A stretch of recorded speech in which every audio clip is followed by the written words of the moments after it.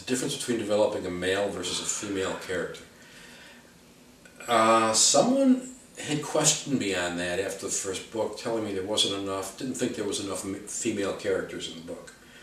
And I reminded them of, stories of David's mother and his two sisters, and certainly the story of Peggy coming back into his life.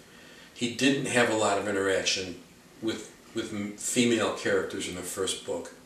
What surprised me about the first book and the way the story developed, and this wasn't, like I said, an initial plan, but a lot of the stories in the first book ended up being father and son stories. Ended up with Howard and Kevin, ended up with the father whose son fell in the boat in Baltimore, Eamon and Savannah. I mean, there were a lot of stories along the way that were father and son, even the father in North Carolina. So it wasn't my plan that happened, but it's kind of hard to tell a lot of father and son stories with a woman involved.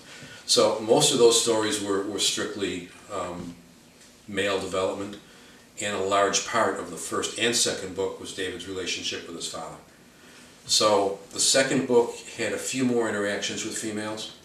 I consciously thought about that and wanted to bring female characters into that, and I did, and I thought successfully.